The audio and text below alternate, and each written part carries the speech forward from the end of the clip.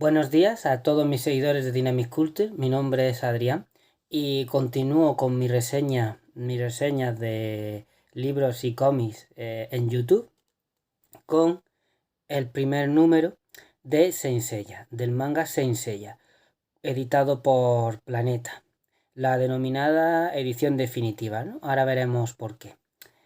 Esta edición definitiva, o imagino que se ha sacado por la reciente adaptación cinematográfica en acción real de precisamente Saint Seiya. Saint Seiya, que originalmente se conoció aquí en España como Caballeros del Zodiaco. Saint Seiya se traduce como los Santos de Seiya, porque trata de un grupo de caballeros que protegen a Atenea, a la diosa la diosa griega de la sabiduría y la guerra justa. Y entonces, pues en esta obra, Masami Kurumada, que es su creador, a la gente que protege a un dios le denomina santos, ¿no? Aquí, para evitar polémicas por el tema del sentimiento religioso, nadie se ofendiera llamando santo a un guerrero, pues se tradujo como Caballeros del Zodiaco. Pero digamos que su nombre original es Saint Seiya. De hecho, en esta edición, ya a diferencia de la de Glena, ya no te lo ponen debajo Caballeros del Zodiaco, porque no es. Creo que a esta altura ya quien está metido en el mundo del manga, ya es lector y tiene un conocimiento mínimo de estas cosas, sabe que ya ese título no tiene mucha razón de ser. Saint Seiya tiene la peculiaridad de que es uno de estos mangas que trasciende incluso al género, lo trasciende en el sentido de que hay personas que no son lectores de manga, no son mangakas ni consumidores iba a decir mangaka, no, perdona. Mangaka es el que produce mangas. Creo que es más bien otaku es el término, del aficionado al manga. Bueno, no son aficionados al manga, pero los conocen por su versión anime. Pasa con Saint Seiya, tiene ese honor que solo es atribuible a obras a obras selectas como son Mazinger Z, Heidi, Marco, a lo mejor Campeones también, Capitán Subasa, ¿no? Son obras que han trascendido al género y hay gente que las conoce incluso sin ser aficionado al manga, ¿no? De hecho, con Saint Seiya ocurre la curiosa circunstancia de que es más popular fuera de Japón que dentro de Japón. O sea, ocurre que, por ejemplo, Francia y Latinoamérica son los países que tienen una afición muy fuerte por Saint Seiya. Y de hecho, hay Jérôme Albier, si no falla la memoria, es un artista que ha hecho muchos esquemas de armadura, muchos dibujos de Saint Seiya, y al final ha hecho hasta un álbum europeo, una especie de spin-off que no es canon, eh, centrándose en los orígenes de Fénix, uno de los protagonistas de Saint Seiya, ¿no? O sea, es Francia, Latinoamérica, y luego ya viene el resto de países como España en afición de Saint Seiya, casi más fuera que dentro de Japón, ¿no? Bien, pero ¿qué es Saint Seiya? Porque estoy lanzando muchas cosas, pero igual alguien no sabe todavía qué es Saint Seiya, de qué va Saint Seiya. Bueno, si empezamos a leer este manga, la acción comienza con dos turistas visitando Atenas y de repente como que una estrella fugaz del cielo. Y esa estrella fugaz, pues descubren a estos turistas que es un muchacho que está como lleno de moratones, pues han pegado una paliza. Y conforme se acercan a ese muchacho, pues a su vez se acerca otra persona que al final se descubre que es una mujer con una armadura, que es Marin. Marin, la maestra que es que es su otro caballero, el caballero del águila, o santo del águila. Yo cuando haga estos vídeos sobre Saint Seiya emplearé indistintamente la palabra caballero santo, que viene a ser lo mismo en el contexto de Saint Seiya. Entonces huyen despavoridos, les asusta toda esa situación que ven tan extraña y se marchan. Cuando salen de allí, una especie de sacerdote local o fraile local les explica que lo que han visto es un santo de Atenea. Y entonces ya pues se les explica toda la leyenda. Les explica que, bueno, Atenea era una diosa griega que nacía armada de la mente de Zeus, que es la diosa de la sabiduría y la guerra justa, y que para defenderse de otros dioses que pretendían conquistar la tierra, de la que ella era la legítima protectora, digamos, para protegerse de dioses como Ares, Poseidón o Hades, pues utilizaba una serie de guerreros con armadura. Esos guerreros tenían armaduras basadas en las 88 constelaciones. O sea, cada armadura tiene la forma de una constelación. Con lo que Atenea tiene 88 caballeros, distribuidos en grados de rango. Están los 12 caballeros de oro, que son el rango superior, del que visten las 12 armaduras doradas del zodiaco. Luego hay Luego por debajo están los caballeros de plata y el rango más bajo son los caballeros o santos de bronce, que son los protagonistas, entre ellos Seiya, ¿no? La base de Atenas está en el santuario, que está en Grecia, y el santuario pues es dirigido por lo que se llama sumo sacerdote o patriarca, que es el representante de Atenea en la tierra. Es como, digamos, el monje guerrero, papa guerrero. Digamos que es el que administra el santuario en nombre de Atenea. Bien, pasamos de ahí al entrenamiento de Marin. Marin, en ese rango, Marin es el caballero de plata del águila. Marin es una santa, voy a decir un santo, una santa de plata. Va con máscara, porque las mujeres caballeros ocultan su rostro bajo una máscara. Ya hablaremos las implicaciones que tiene eso, pero este vídeo como de presentación de Saint Seiya no me quiero enrollar mucho con eso. Y entonces pues entrena a Seiya. Kurumada utiliza esos momentos de Seiya con Marin para, por un lado, mostrarnos cuando llegó Seiya al santuario. Seiya llega al santuario para convertirse en caballero con un propósito que posteriormente nos contarán, ¿no? Lo dejan con Marin porque tanto uno como otro son japoneses. Es más, durante mucho tiempo se especula con que Marin es la hermana de Seiya. Seiya y Marin fueron separados de niños y entonces Seiya accede a conseguir la armadura para poder encontrar a su hermana con ella. Pero bueno, eso luego Kurumada se ve que lo modificó y pese a que todo apuntaba a que Marin era la hermana de Seiya, eso luego se ha desmentido. Bien, el caso es que por un lado sabemos eso y por otro vemos en qué consiste la fuerza de los caballeros de Atenea, que es el cosmos. El cosmos es como una especie de fuerza interior que Marin le explica a Seiya que está vinculada con el Big Bang. Los caballeros obtienen su fuerza al revés, explotando esa fuerza interior, ese cosmos, que es como si explotara un Big Bang, la fuerza que dio, o la gran explosión que dio origen al universo. Los caballeros reproducen esa fuerza en su interior, eso es lo que llaman cosmos, y a partir de ese cosmos pues elaboran sus técnicas. De hecho, cada uno se mueve a una velocidad y es capaz de dar X golpes conforme al rango que tienen. Los caballeros de bronce se mueven y atacan a la velocidad del sonido, los caballeros de plata doblan esa velocidad y los caballeros de oro, que es el rango más elevado, se mueven a la velocidad de la luz. Bien. El caso es que en el entrenamiento, Seiya al final consigue, como dicen ellos, explotar su cosmos. Cuando dicen explota tu cosmos, es que consigas reproducir ese Big Bang y entonces liberar toda esa energía cósmica, digamos, que tú tienes. Y ya Marin pues lo ve preparado.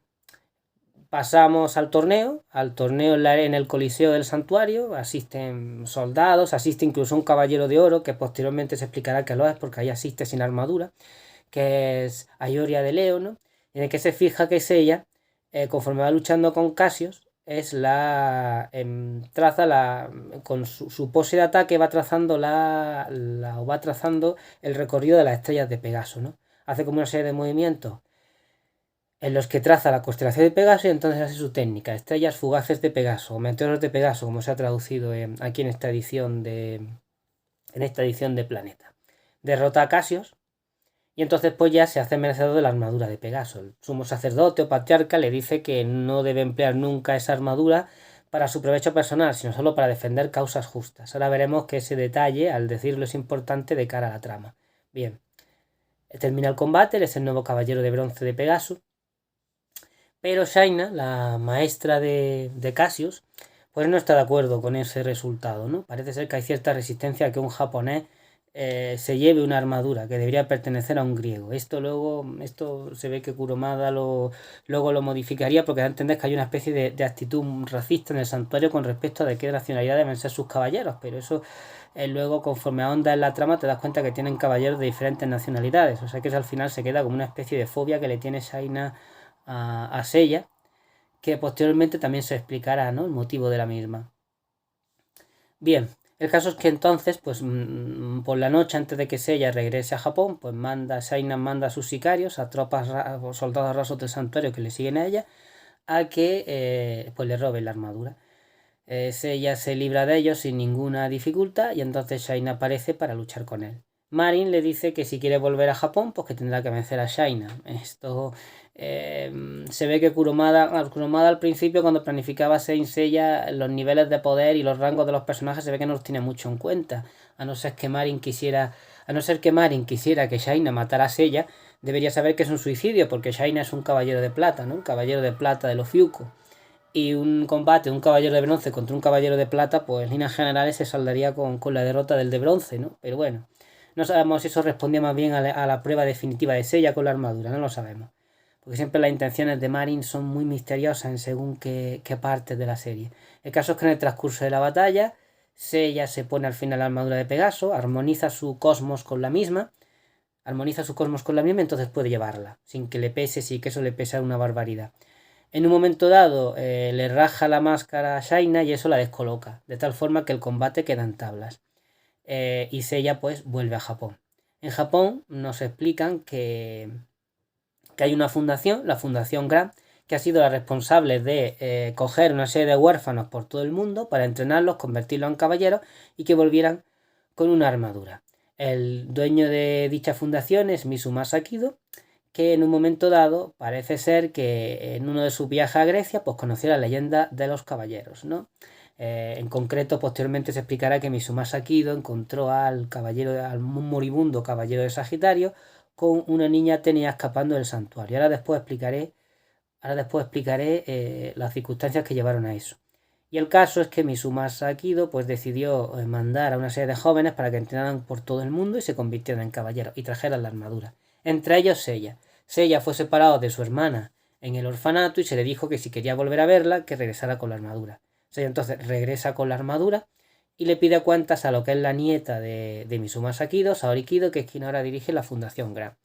Saori le dice que no sabe dónde está su hermana, que su hermana después de que se marchara a Grecia, que desapareció.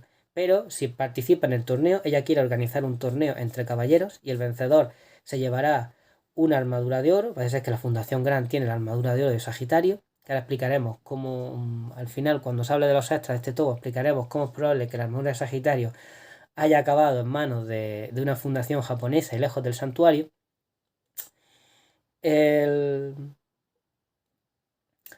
Pues como digo, Seiya al final visita el orfanato donde vivía su hermana y conoce a una amiga de la infancia que es Miho, y Miho le dice que por qué no participa en el torneo. Si participa del torneo, probablemente su hermana pues lo verá, ¿no? Por el torneo tiene una proyección internacional y se va a ver por todos los países. Bueno, al final acepta. Posteriormente se nos dirá que precisamente Saori Kido organizó el torneo para llamar la atención del santuario, porque Saori Kido es la reencarnación de la diosa Atenea.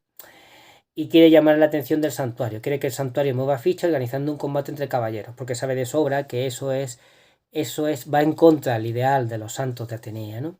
Bien. El caso es que Seiya participa en el torneo. En el primer combate lucha con Geki, con el caballero del oso. Se nos presenta un poco a este caballero. Se nos dice que su fuerza está en sus brazos sobre todo. Intenta estrangular a Seiya con sus manos. Al final Seiya destroza las manos de su adversario y derrota sin demasiada dificultad. Y ahí se cierra el tomo. Este tomo, aparte de eso, que sería el material original del tomo, incluye, y es por eso por lo que se considera una edición definitiva, una serie de extras con los que Masami Kurumada trataba de mejorar la historia. Como os conté al principio, Kurumada iba a hacer que Saint Seiya fuera más breve, tuviera un recorrido más breve. O sea que después de la batalla en el Coliseo de los Santos de Bronce, tuvieron un enfrentamiento con uno de sus compañeros renegados, que era Fénix, y después de eso prácticamente se cerrara el manga. Pero el éxito fue tal que lo continuó, con lo que ya lo continuó tuvo que hacer modificaciones. Entonces lo que ha hecho es, con el paso del tiempo, le ha elaborado una serie de episodios extras que complementan la historia, los cuales se han incluido en esta edición definitiva, en esta y en ediciones posteriores.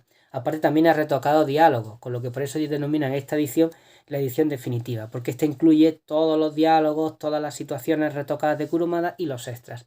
En concreto aquí tiene una serie de extras que se sitúan en el santuario cuando Atenea, o sea, Saori Kido, aparece como una niña a los pies de la estatua de la diosa Atenea. Entonces el sumo sacerdote la recoge y dice que se avecina una nueva guerra santa porque Atenea se ha reencarnado. Cuando Atenea se reencarna, eso quiere decir que va a haber un nuevo conflicto con el dios, sobre todo con Poseidón, que también recordáis que en la mitología Poseidón era el dios que siempre se disputaba con Atenea, digamos, el culto y el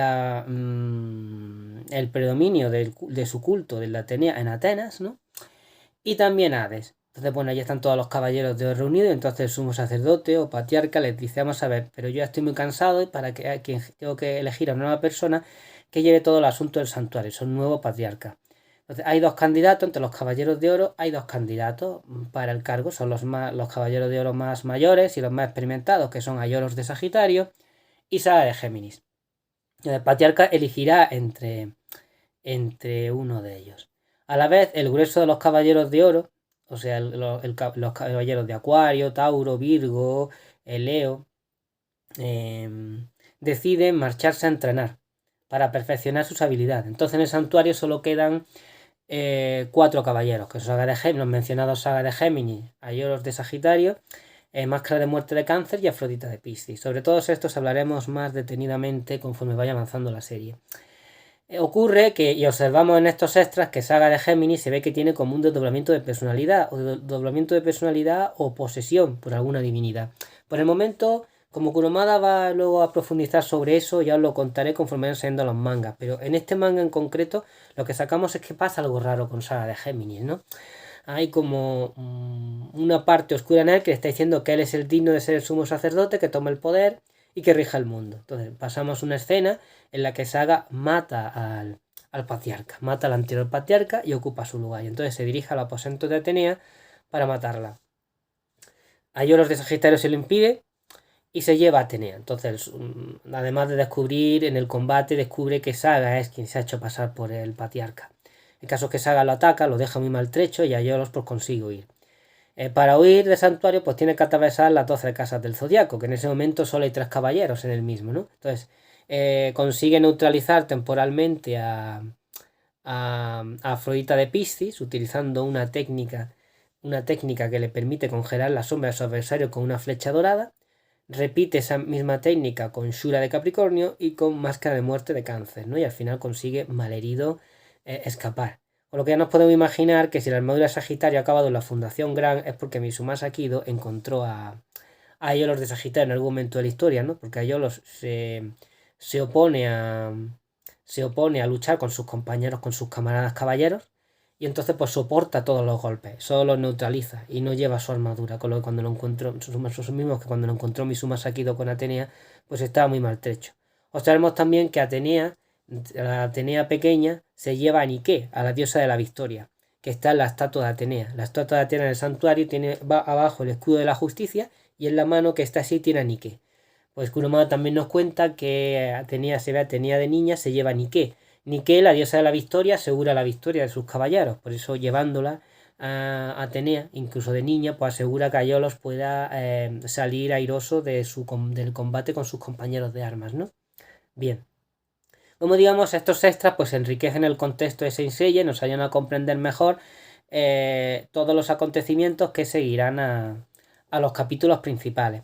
Estos 5 capítulos se engloban en lo que se denomina la saga del santuario. Saint Seiya está estructurada en 3 arcos argumentales: la saga del santuario, la saga de Poseidón y la saga de Hades, ¿no? Y va a haber un cuarto capítulo que era la saga del cielo, en el que los santos de Atenas se les verían con los dioses olímpicos, pero esa saga al final no se realizó. Ahora parece ser que Kurumada está haciendo un spin-off que se llama Next Dimension. Parece ser que esa saga va a ser una especie de puente entre la saga de Hades y la saga del Olimpo. Veremos a ver. Yo, si me queréis mi opinión, soy de los que pienso que Kurumada, mientras le venda Saint Seiya, no va a hacer la saga del Olimpo, porque siempre le interesa tenernos en expectación y comprando sus productos, ¿no? Bien, con ello se termina este tomo, y este tomo incluye al final, por supuesto,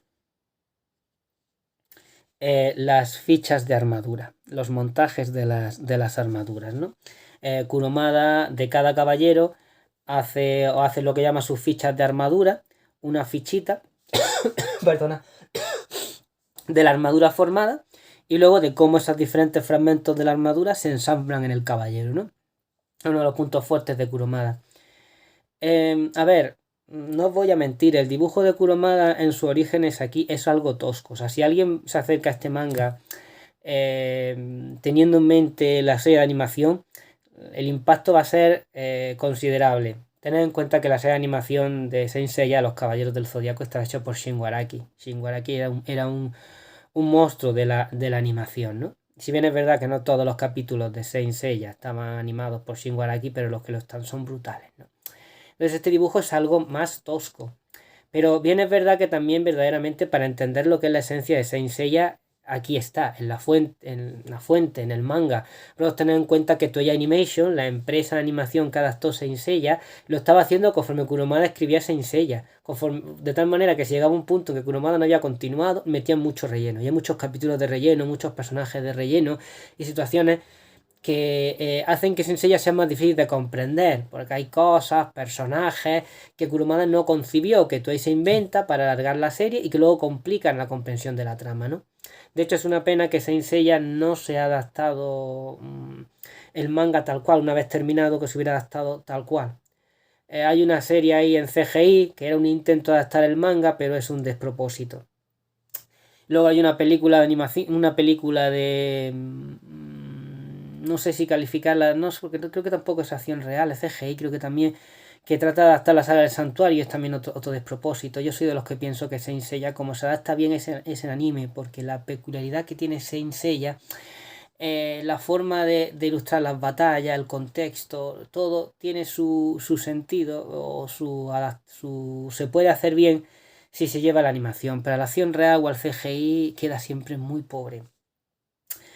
Acercaros al manga, pese a que Kurumada puede ser un poco más tosco, un poco más rígido, pues creo que es una forma inmejorable de entender verdaderamente lo que es Saint Seiya, que es donde se entiende de verdad lo que es Saint Seiya, y la animación queda como un complemento interesante de la misma, ¿no? Como digo, esta edición de Planeta está bastante bien. Tiene algún otro fallo de maquetación, como repetir una frase de un bocadillo a otro. Pero bueno, y que no han hecho las páginas a color. Entre esta edición y la primera que sacaron en Glenat, sacó Planeta una edición, Kazenban creo que se llama, que tenía páginas a color. Y aquí las páginas a color no la han reproducido. Bueno, vale, tampoco es una cosa menor. Quitando eso, pues si no os habéis enganchado a Saint Seiya, la verdad es que con esta edición es una oportunidad inmejorable, porque es lo que os digo, trae extras y trae las remodelaciones las modificaciones que ha hecho Kurumada, ¿no? De la obra, para tratar de que se entienda mejor. Así que como les decía el otro día hablando con otra persona, digo que se engancha a Saint Seiya, a mí me da mucha envidia que se engancha a Saint Seiya por primera vez leyendo esta edición, porque la verdad es que está bastante bien. Y por mi parte, pues nada más. Y conforme vayan saliendo los tomos, los iré comentando. ¿De acuerdo? Siempre animaros a que leáis también mi blog, www.dinamisculture.es, aunque bien es verdad que llevo un tiempo sin actualizar contenido, a ver si puedo sacar un poquito de tiempo y ponerme a escribir. Porque entre temas de trabajo y cuestiones varias, pues estoy algo liado. De hecho, casi me he obligado a hacer este vídeo, porque si no es que no grabo nada. Como digo, iré comentando los tomos de Saint Seiya conforme vayan saliendo. Y espero vuestros comentarios. Muchas gracias por escucharme. Un abrazo.